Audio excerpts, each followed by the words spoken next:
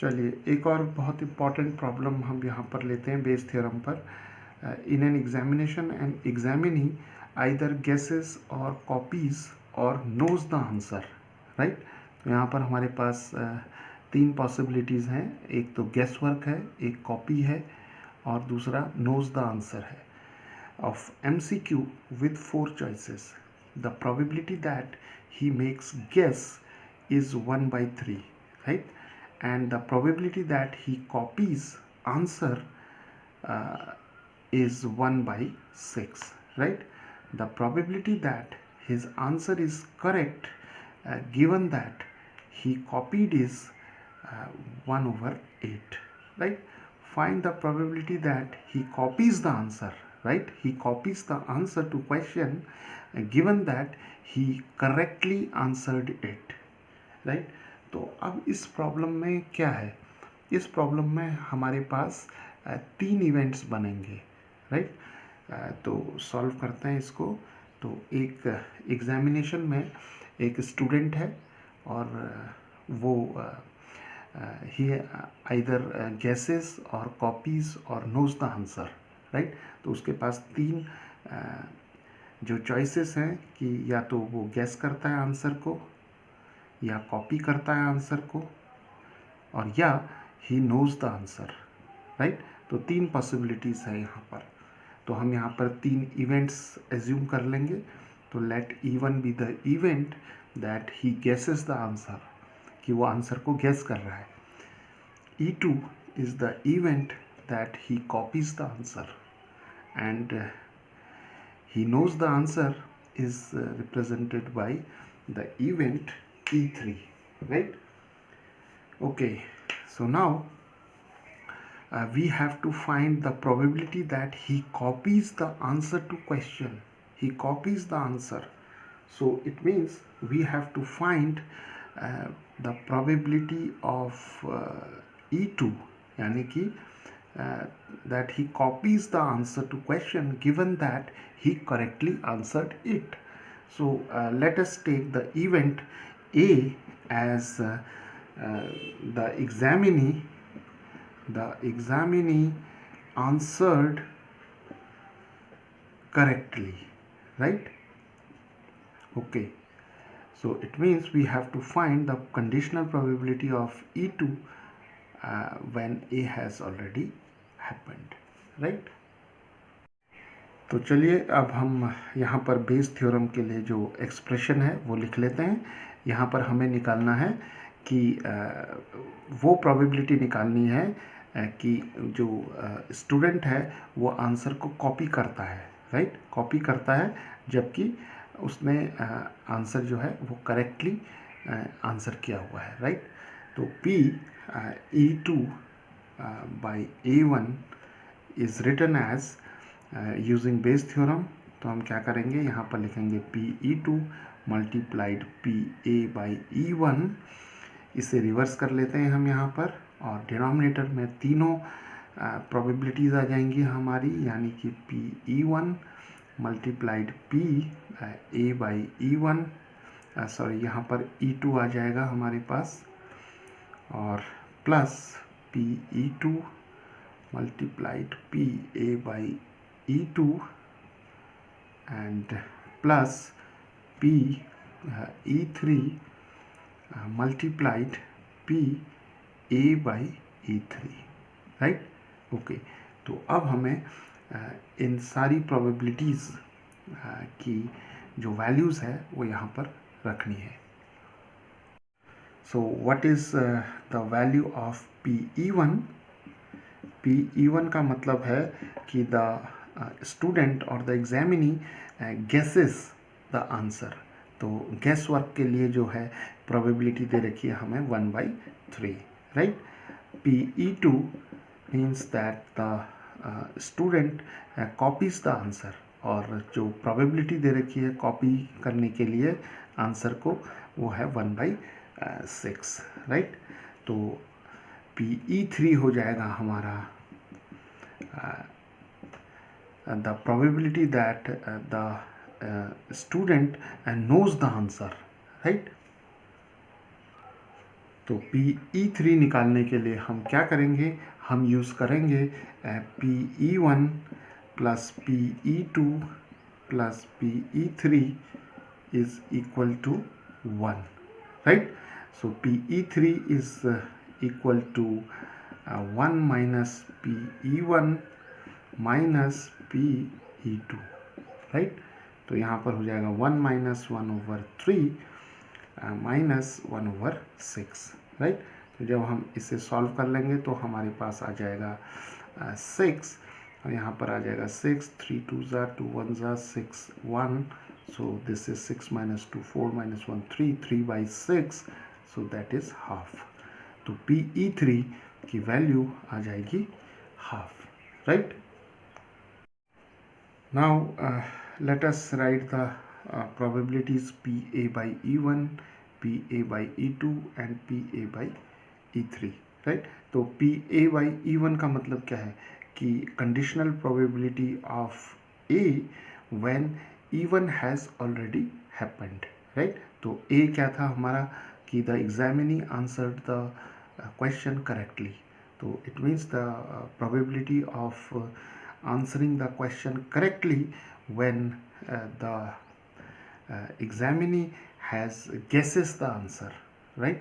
तो guess work के लिए हमें यहाँ पर जो probability दे रखी है वो है is 1/4, right. क्यों?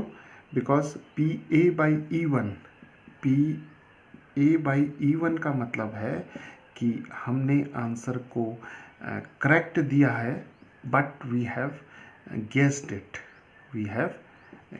इट, तो हमने गेस किया है. और यहाँ पर जो MCQs हैं वो 4 चॉइसेस के साथ हैं, राइट. तो जब हम गेस करेंगे तो out of 4 choices only 1 choice is correct, right. तो एक ही चॉइस जो होगी वो करेक्ट होगी. तो इसका मतलब कि जब हम आंसर को करेक्टली दे रहे हैं but we have used the guesswork, तो it means the required probability is 1/4, क्योंकि 4 चॉइसेस हैं हमारे पास और उन 4 चॉइसेस में केवल एक ही चॉइस जो होगी वो ठीक होगी. तो जो हमारी प्रोबेबिलिटी है वो आ जाएगी 1/4. तो यहाँ पर डायरेक्टली हमें नहीं दे रखा है कि the conditional probability of A by E1. तो ये हमें खुद यहाँ से मेक आउट करना होगा कि what is P of A by E1. तो एक बार फिर देख लेते हैं. PA by E1 का मतलब है कि जो एग्जामिनी है उसने आंसर को करेक्ट दिया है, लेकिन उसने गेस वर्क यूज़ किया. तो गेस वर्क के लिए क्या हुआ कि हमारे पास 4 MCQs जो क्वेश्चन हैं उसमें 4 चॉइसेस हैं.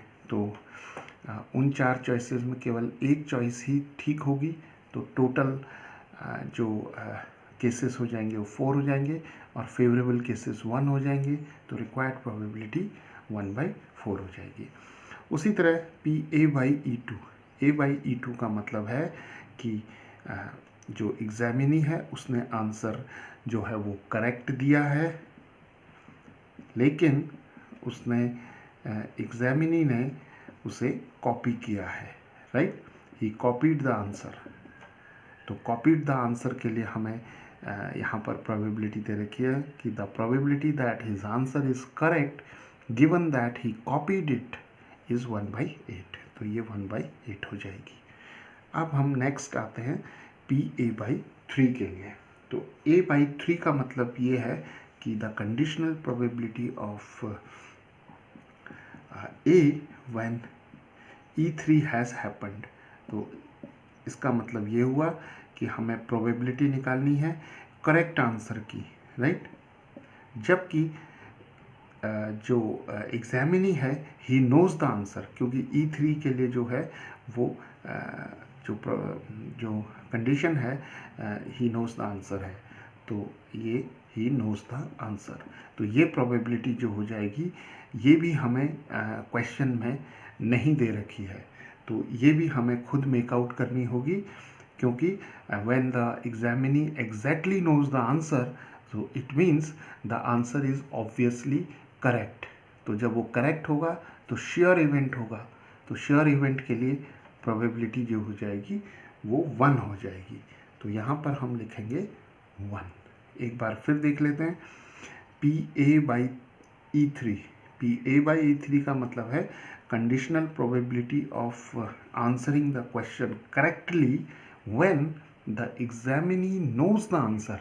तो जब हम जानते हैं आंसर, जब एग्जामिनी आंसर को जानता है, तो ऑब्वियसली प्रोबेबिलिटी जो होगी वो 1 होगी, right. So now substituting these values in Bayes theorem, तो हमारे पास ये एक्सप्रेशन आ जाएगा और इस एक्सप्रेशन को अब हम सॉल्व करेंगे। तो एलसीएम लेंगे हम डिनोमिनेटर में, तो हमारे पास आ जाएगा यहाँ पर 1/48 और 1/12 प्लस 1/48 प्लस हाफ, और इसे हम सॉल्व करेंगे तो 1/48 डिवाइडेड बाई 29/48, तो 48 और 48 cancel, so we have 1/29. So the required probability is 1/29, right? So the probability that he copies the answer to the question given that he correctly answered it is 1/29. अब मान लीजिए कि इसी problem में हमको निकालना होता P E1/A निकालना होता, तो हम क्या करते, यहाँ पर भी 1 आ जाता और यहाँ पर भी 1 आ जाता, राइट। और जो एक्सप्रेशन है प्रोबेबिलिटी ऑफ E1/A का के लिए वो ये बन जाता, राइट। तो जब हम यहाँ वैल्यूज़ डालते तो PE1 आ जाता 1/3 और PA/E1 आता 1/4, तो 1/3 और 1/4 हो जाता 1/12, राइट।